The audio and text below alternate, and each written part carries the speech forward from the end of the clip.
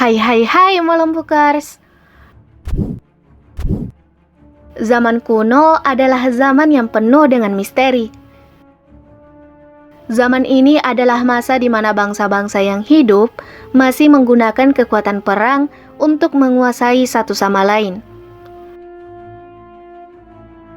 Salah satu peradaban yang pernah berlangsung di zaman kuno adalah peradaban Mesopotamia. Peradaban Mesopotamia adalah peradaban tertua di dunia yang banyak melahirkan kerajaan-kerajaan besar pada zamannya. Peradaban Mesopotamia berlangsung berabad-abad lamanya. Bahkan ada yang berpendapat bahwa peradaban ini berlangsung sampai 12.000 tahun.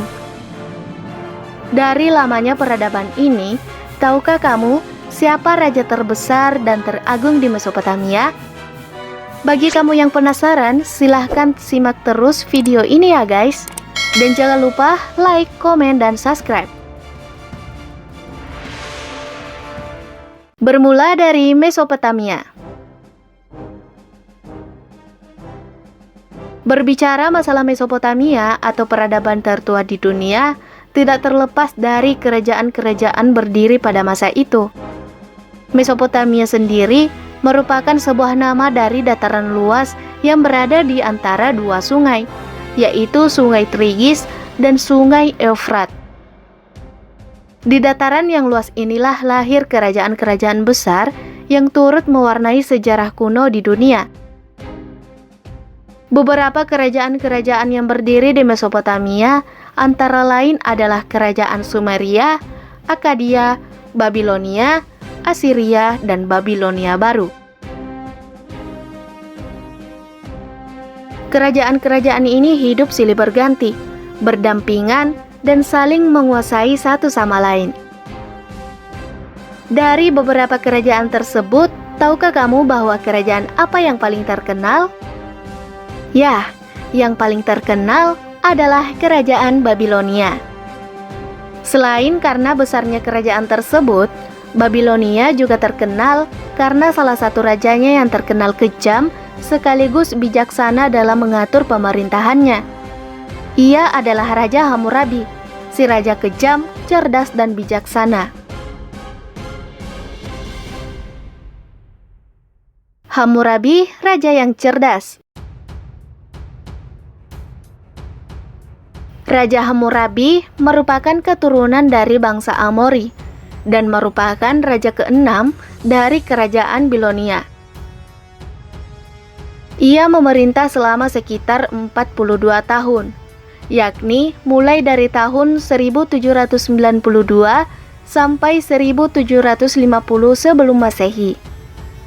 Selama masa pemerintahannya, kerajaan Babilonia berkembang sangat pesat dan mencapai masa kejayaannya.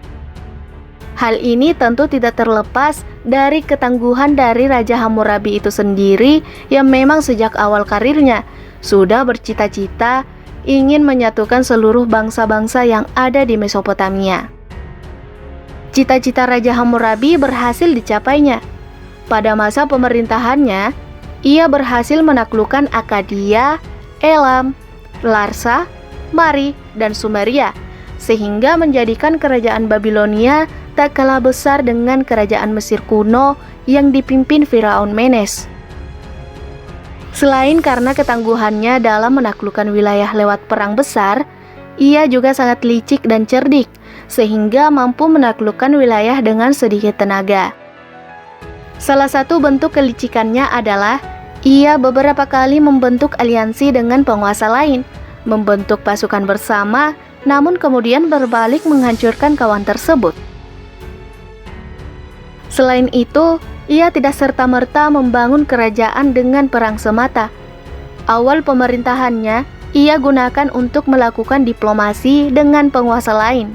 Setelah kekuatan militernya terbangun, barulah ia melancarkan serangan ke seluruh wilayah yang ingin ia kuasai. Meski demikian, di balik kelicikannya tersebut, ia sangat bijaksana terhadap rakyatnya. Salah satu bentuk kebijakannya adalah ia membebaskan seluruh utang rakyatnya, sehingga ia sangat dicintai. Cukup berbeda ya dengan negara kita yang justru menambah utang rakyat. Sebentar, itu anunya. Selain membebaskan utang, ia juga sangat transparan dan mampu berretorika dengan baik dalam mengambil hati rakyatnya. Hal ini terlihat ketika ia membangun salah satu kanal untuk rakyat. Ia menjelaskan pada rakyatnya bahwa itu bukanlah jasa yang besar, namun hanya merupakan tanggung jawab kepada dewa atas kerajaan yang dititipkan padanya. Pencitraan banget ya guys. Kecerdikan, kekuatan diplomasi dan pasukan, dan cinta dari rakyat inilah yang membuat kerajaan Babilonia kala itu sangat besar dan disegani oleh kerajaan-kerajaan lain.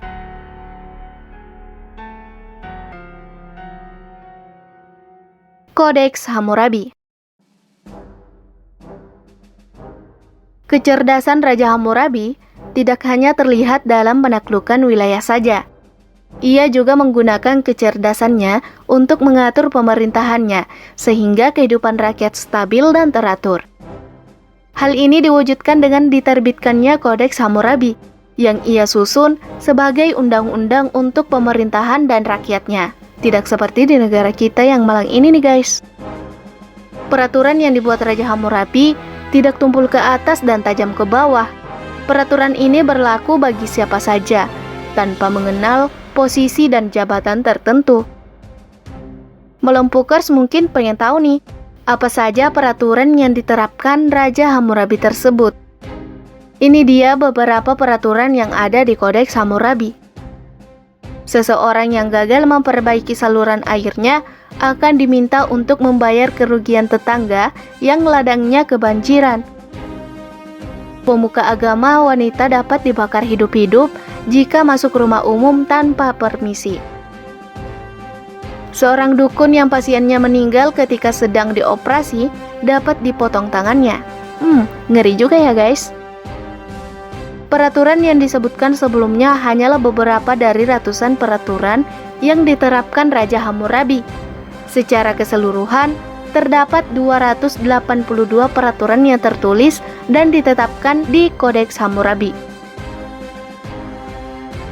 Jika dilihat dari peraturan-peraturan tersebut, maka mungkin inilah yang menjadi sebab beberapa sejarawan menganggap Raja Hammurabi itu kejam.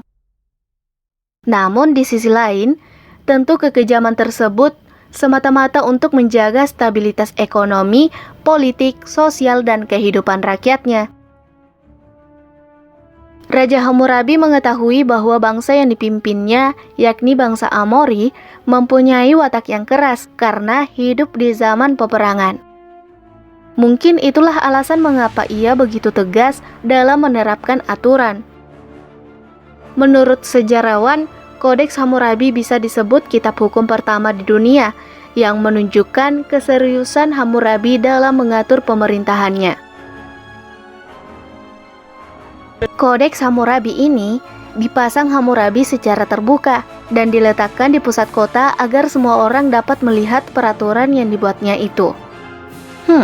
Bagaimana dengan di negaramu guys? Udah lihat aturannya belum? Atau aturannya terlalu banyak ya?